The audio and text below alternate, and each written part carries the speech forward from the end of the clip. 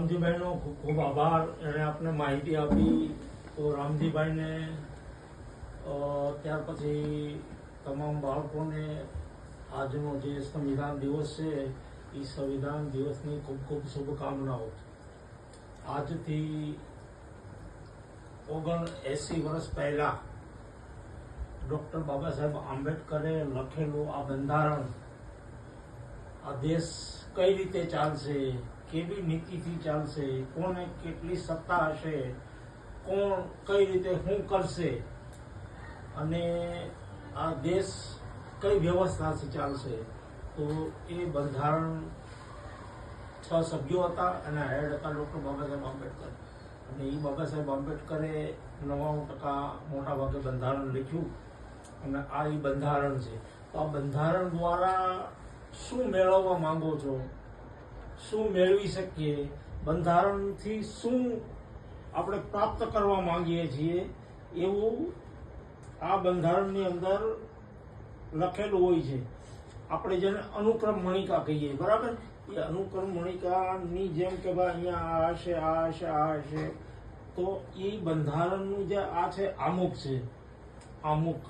અને એમાં બધું આપ્યું છે કે અમે બંધારણ બાંધીને આટલી આટલી વસ્તુ મેળવવા માંગીએ છીએ, આ અમારો સંકલ્પ છે, આ અમારો હેતુ છે.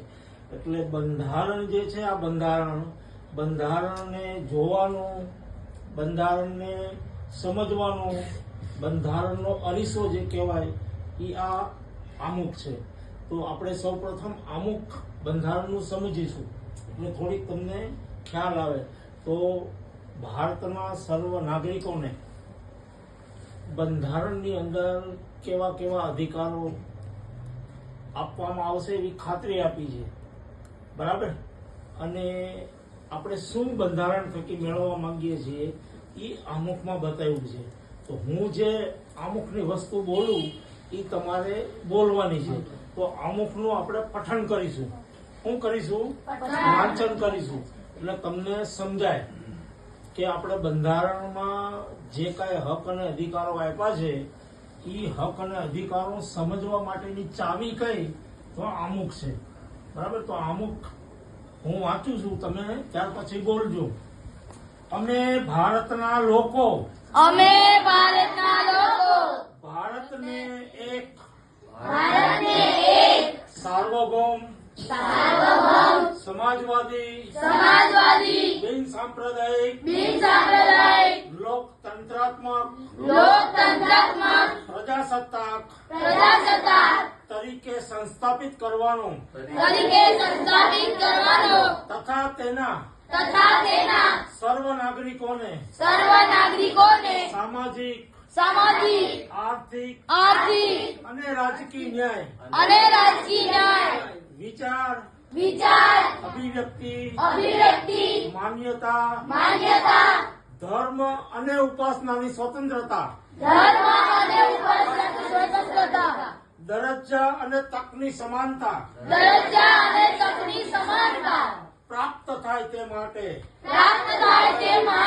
તેમ કરવાનું અને તેઓ સર્વેમાં વ્યક્તિનું આત્મસન્માનની જાળવણી અને રાષ્ટ્રની એકતા અને અખંડિતતાની ખાતરી આપતી બંધુતા વિકસાવવાનો ગંભીરતાપૂર્વક સંકલ્પ કરીને અમારી સંવિધાન સભામાં 26મી નવેમ્બર 1949 ના રોજ આથી આ સંવિધાન અપનાવી તેને કાયદાનું સ્વરૂપ આપી અમે પોતાને અર્પિત કરીએ છીએ. બરાબર? તો આ અમુક એવું કહે છે કે અમે ભારતના લોકો, જેમાં કહેવાય કે we are the people of India, હિન્દીમાં કહેવાય હમ ભારત કે લોગ, ગુજરાતીમાં કહેવાય અમે ભારતના લોકો. આ આપણે ભારતના લોકોએ આ બંધારણ બનાવ્યું છે. કોઈ દેવી દેવતા પીર પૈગંબર કે કોઈ અલૌકિક શક્તિએ બનાવ્યું નથી, આપણે બનાવ્યું છે. અને આપણે જ આપને સમર્પિત કરીએ છીએ ભારતના નાગરિકોને, અને એમાં સંકલ્પ લઈએ છીએ કે આપણો દેશ કેવો હશે. તો દેશ પહેલા હશે સાર્વભૌમ, એટલે કે જે કાયદો હશે એ આખા દેશમાં ફક્ત ને ફક્ત ભારતનો જ કાયદો લાગુ પડશે. બિન સાંપ્રદાયિક હશે, એટલે કે દેશને કોઈ ધર્મ નહીં હોય, તમામ ધર્મો સરખા, બરાબર. દેશનો કોઈ ધર્મ નહીં. ત્યાર પછી છે સમાજવાદી, એટલે કે કોઈ એક વ્યક્તિનો વિકાસ નહીં, આખા સમાજનો વિકાસ, તમામ લોકોનો વિકાસ, બરાબર. સમાજવાદી પછી છે કે લોકતંત્રાત્મક, એટલે આપણે મતનો અધિકાર વાત કરીએ ને રામજીભાઈ, તો મતનો અધિકાર આપ્યો, તો આપણે મતના અધિકારથી લોકતંત્રથી જે આપણે ચૂંટીને મોકલીએ એ લોકો ત્યાં જાય અને સત્તા પ્રાપ્ત કરે. લોકશાહી ઢબે આખો દેશ ચાલે. પ્રજાસત્તાક, તો કે આખરી સત્તા પ્રજાના હાથમાં, બરાબર. તો એ બનાવવા માટે આપણે એક આ સંવિધાન બનાવીએ છીએ. દરેક નાગરિકોને સામાજિક રીતે અન્યાય ન થાય, આર્થિક રીતે અન્યાય ન થાય, રાજકીય રીતે અન્યાય ન થાય, એવી સામાજિક, આર્થિક અને રાજકીય ન્યાયની ખાતરી આપી છે, બરાબર. ત્યાર પછી દરેક વ્યક્તિને પોતાની રીતે પોતાનો ધર્મ પાળવાની છૂટ, જેને ઈચ્છા પડે ત્યાં. ખાલી હું પગે લાગીને કહું મારા ધર્મ, અમારો ધર્મ, તો વાત પતી ગઈ. અગરબત્તીને કરીને કરું તોય, ના નમીને કરું તોય, કોઈ પણ રીતે મને મારો ધર્મ પાળવાની છૂટ, બરાબર. એમાં કોઈ પણ સરકાર કે કોઈ પણ વ્યક્તિ દખલગીરી કરી શકે નહીં. પછી વિચાર અને વાણીની અભિવ્યક્તિ, અત્યારે હું તમારી સામે બોલું છું તો હું જે રામજીભાઈ બોલ્યા તો એ મને બોલવાની આઝાદી આપીશ. સ્વતંત્રતા, આઝાદી એટલે સ્વતંત્રતા, બોલવાની આઝાદી મને આ બંધારણ આપે છે. ત્યાર પછી દરજ્જા અને તકની સમાનતા, કોઈ વ્યક્તિ ઊંચો નહીં, કોઈ વ્યક્તિ નીચો નહીં, દરેકને સરખી તક, ભણવામાં, નોકરીઓમાં, બધી જગ્યાએ તક સરખી, બરાબર. એટલે એ સમાનતા, દરેક વ્યક્તિ સાથે સમાનતા રખાશે. કોઈ ઊંચો નહીં, કોઈ નીચો નહીં, એવી રીતે વ્યવહાર કરવામાં નહીં આવે. ત્યાર પછી દરેક નાગરિકોમાં બંધુતા કેળવાય, ભારતની અખંડિતતા જળવાય, એ માટેના આપણે પ્રયાસો આમાં કરીશું. અને એક દરેક વ્યક્તિ, આખા જે ભારત દેશની જે વસ્તી છે એમાં એકતા જળવાય, એ માટેનો આપણે પ્રયાસ કરીશું. અને એના માટેનું આ બંધારણ છે. એ બંધારણ બાંધી કાયદાનું સ્વરૂપ આપીને અમને અર્પિત કરીએ છીએ, બરાબર. તો એ બંધારણ જેવી રીતે રામજીભાઈ કીધું, 2 વર્ષ 11 મહિના અને 18 દિવસે બંધારણ બન્યું. 60 દેશોનો ડોક્ટર બાબા સાહેબ આંબેડકરે પ્રવાસ કર્યો. સારા જે બંધારણ હતા એની સારી બાબતો લીધી. 64 લાખનો એ વખતે ખર્ચો થયો હતો, 64 લાખ રૂપિયા. અને ભારતનું બંધારણ જે બન્યું, એ ભારતનું બંધારણ અહીંયા જે તારીખ આપી ને 26 નવેમ્બર 1949ના દિવસે સંવિધાન એક સભા હતી અને જુદી 18 કમિટીઓ હતી. એમાં મેઇન કમિટી હતી 6. એમાં જે બંધારણ બાંધવાનું લખવાનું હતું એ ડોક્ટર બાબા સાહેબ આંબેડકરના વડ પર નીચે 6 સભ્યોની એક કમિટી હતી. એમાં 2 સભ્યો અમેરિકા ગઈ ગયા, 2 સભ્યોના મૃત્યુ થઈ ગયા, 1 સભ્ય સતત રાજકારણમાં રહ્યો. એટલે મોટા ભાગનું 99% બંધારણ ડોક્ટર બાબા સાહેબ આંબેડકરે બનાવ્યું છે, બરાબર. તો એ જ્યારે 26મી નવેમ્બરે બન્યું એટલે 389 આખી 20 લાખે એક વ્યક્તિ હતા. તો 389 સભ્યોની એક સંવિધાન સભા હતી. અને એ સંવિધાન સભામાં જેવી રીતે રામજીભાઈ કીધું એના વડા હતા સંવિધાન સભાના રાજેન્દ્ર પ્રસાદ. તો એને પછી સુપ્રત કર્યું એ દિવસ.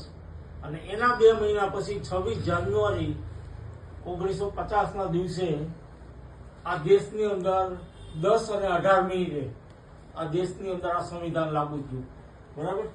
આ સંવિધાન આખા દેશમાં લાગુ થયું. અને ત્યારથી પ્રજાના હાથમાં સત્તા આવી. એટલે આપણે કેવું કહીએ છીએ, પ્રજાસત્તાક, જેને ઇંગ્લિશમાં કહેવાય રિપબ્લિક. લોકોના હાથમાં સત્તા. લોકશાહીની વ્યાખ્યા શું છે? લોકો દ્વારા, લોકો વડે, લોકોથી ચાલતી સરકાર. લોકો દ્વારા, લોકો વડે, લોકોથી ચૂંટાયેલી સરકાર. લોકો સંચાલિત એટલે લોકશાહી. તો આ લોકશાહીની વ્યાખ્યા છે અને એમાં લોકોના હાથમાં સત્તા છે.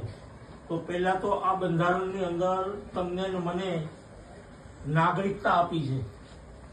નાગરિકતા કે હું ભારતનો નાગરિક છું. બંધારણે શું આપ્યું છે? આમાં બંધારણની અંદર અત્યારે 448 આર્ટિકલ છે અને આપણે એને ગુજરાતીમાં કલમ કહીએ છીએ. તો જ્યારે બંધારણ અમલમાં આવ્યું ત્યારે 395 આર્ટિકલ હતા, 8 શિડ્યુલ હતા, એટલે જુદા જુદા ભાગ, અને 22 ભાગમાં વહેંચાયેલું હતું. અત્યારે 105 વખત એમાં સુધારા વધારા થયા અને એ બંધારણ અત્યારે 448 આર્ટિકલ છે, કલમો છે. ત્યાર પછી 25 ભાગમાં અત્યારે વહેંચાયેલું છે અને 12 શિડ્યુલ છે. તો આપણે વાત કરતા હતા કે નાગરિકતા આપી, મત આપવાનો અધિકાર આપ્યો, દરેક વ્યક્તિને સમાનતા આપી, કોઈ ઊંચો નહીં, કોઈ નીચો નહીં. કાયદા સમક્ષ ભારતનો રાષ્ટ્રપતિ હોય કે સામાન્ય મજૂર માણસ, દરેક માટે કાયદો સરખો. બરાબર? કાયદાથી ઉપર કોઈ નહીં. આ દેશમાં ફક્ત ને ફક્ત કાયદાનું રાજ. તો દરેક વ્યક્તિને શું આપ્યું? સમાનતા. દરેક વ્યક્તિ સરખા. બંધારણની નજરે કોઈ હિન્દુ નથી, કોઈ મુસલમાન નથી. બંધારણની નજરે કોઈ બ્રાહ્મણ નથી, કોઈ વાણિયો નથી, કોઈ દલિત નથી, કોઈ આદિવાસી નથી. બંધારણની નજરે ફક્ત ને ફક્ત ભારતના નાગરિકો છે. બરાબર? તો આ ભારતના નાગરિકોના અધિકાર આપ્યો છે આ બધી કલમોમાં. તો જે બંધારણની કલમ 14 થી 35 સુધી છે એ મૂળભૂત અધિકારો આપ્યા છે. તો સમાનતાનો અધિકાર છે, સ્વતંત્રતાનો અધિકાર છે. સ્વતંત્રતા એટલે કેવી? તો કે વાણી અને અભિવ્યક્તિની સ્વતંત્રતા, બોલવાની સ્વતંત્રતા, આખા દેશમાં હરવા ફરવાની સ્વતંત્રતા, આખા દેશમાં વસવાટ કરવાની, ધંધો રોજગાર કરવાની, હથિયાર વગર ભેગા થવાની અને યુનિયનો બનાવવાની, આવી સ્વતંત્રતા. દરેક વ્યક્તિને જીવન જીવવાનો અધિકાર, પણ કાગડા કૂતરા જેવું જીવન નહીં, ગૌરવપૂર્ણ રીતે જીવન જીવવાનો અધિકાર. બરાબર? તો આ બધા અધિકારોનો ભંગ થાય. શોષણ વિરુદ્ધનો અધિકાર. દરેક બાળકને ભણવાનું મફત અને ફરજિયાત પ્રાથમિક શિક્ષણ આપ્યું છે. આ બધી અલગ અલગ કલમો જે છે ને, યા હું જે વાત કરું, સમાનતા, સ્વતંત્રતા, શિક્ષણનો અધિકાર, શોષણ વિરુદ્ધનો અધિકાર, બરાબર, ગૌરવપૂર્ણ રીતે જીવન જીવવાનો અધિકાર, આ બધા અધિકારો બંધારણની કલમ જ્યારે આપણે જન્મીએ છીએ ત્યારથી મૂળભૂત અધિકારો તરીકે આપણે બંધારણ આપણું રક્ષણ કરે છે. અને કોઈ આ કાયદાનો ભંગ કરે તો સરકારની જવાબદારી છે રક્ષણ કરવું. સરકાર ના રક્ષણ કરે તો આપણે સરકારને હુકમ કરવા માટે કોર્ટમાં જઈ શકીએ એના રક્ષણ માટે. બરાબર? સુપ્રીમ કોર્ટમાં કે હાઈકોર્ટમાં જઈએ. તો બંધારણ છે એમાં તમને મને હક આપ્યા છે, અધિકારો આપ્યા છે. ત્યાર પછી આ દેશ કઈ રીતે ચાલશે, કેવી નીતિ છે, ચાલ મન ફાવે એમ ચલાવવાનો નથી. તો રાજ્ય નીતિના માર્ગદર્શક સિદ્ધાંતો છે કલમ 35 થી 51 સુધી, કઈ રીતે દેશ ચલાવવો એ. ત્યાર પછી કલમ 51A છે, એમાં આપણે નાગરિક તરીકે અધિકાર આપ્યા ને, તો નાગરિક તરીકે આપણી ફરજો પણ છે. તો બધી એમાં ફરજો બતાવી છે કે નાગરિક તરીકે આપણી કેવી ફરજ. બરાબર? ત્યાર પછી આ દેશનું સંચાલન કઈ રીતે થશે, ચૂંટણીઓ કઈ રીતે થશે, રાષ્ટ્રપતિ, વડાપ્રધાન કેવો પાવર, સુપ્રીમ હાઈકોર્ટને કેવો પાવર. બરાબર? આ બધા પછી અલગ અલગ નીચેના કાયદાઓ કેવા હશે. કોઈ પણ કાયદો હોય એ બંધારણની વિરુદ્ધનો કાયદો હોય તો સુપ્રીમ કોર્ટ એને રદ કરી શકે. તો આ બધી બાબતો બંધારણમાં છે. તો બંધારણ આપણે ઘરમાં વસાવવું જોઈએ કે ના વસાવવું જોઈએ? બંધારણ વાંચવું જોઈએ કે ના વાંચવું જોઈએ? બંધારણ થકી જ તમારું, મારું અને આપણા સમાજનું અસ્તિત્વ છે. બંધારણે જ આપણે તમને મને ભણવાનો અધિકાર આપ્યો છે. એટલે તમે અને હું ભણી શક્યા અથવા તો અત્યારે ભણીએ છીએ. બરાબર? તો આ બંધારણ ડોક્ટર બાબા સાહેબ આંબેડકરે લખેલું છે. મેં તમને જે વાત કરી એ તમારા ઘેરે જઈને પણ વાત કરજો અને તમે એ પણ કહેજો કે બંધારણ અમારે લેવું છે. આપણા ઘરમાં બીજા કોઈ દેવી દેવતીઓના ફોટા ન હોય તો ચાલશે. બરાબર? દેવી દેવતાઓની કોઈ કથાઓની વાર્તા ન હોય તો પણ ચાલશે, એની ચોપડીઓ ન પણ ચાલશે, પણ આ બંધારણ આપણા ઘરમાં જોઈએ. કે જે તમારું મારું રક્ષણ કરે છે, જે તમને મને જીવન જીવવાના અધિકાર આપ્યા છે. બરાબર? વસાવશો બધા? બરાબર? તો આ બંધારણની એક સામાન્ય સમજ હતી. બરાબર? તો બંધારણ જે છે એ બંધારણ જ્યારે 26મી નવેમ્બર 1949ના દિવસે બાબા સાહેબે અર્પણ કર્યું ત્યારે કીધું કે બંધારણ ગમે એટલું ખરાબ હશે પણ જો એને અમલ કરવાવાળા સારા હશે તો બંધારણ શ્રેષ્ઠ સાબિત થશે. પણ બંધારણ ગમે એટલું સારું હશે પણ જો બંધારણને અમલ કરવાવાળા સારા નહીં હોય તો આ બંધારણનો કોઈ મતલબ નથી. બરાબર? તો આપણે આ બંધારણનો અમલ થાય એ માટે બધા સાથે પ્રયત્ન કરીશું. અને ફરીથી તમને સંવિધાન દિવસની ખૂબ ખૂબ ઢેર શુભકામનાઓ.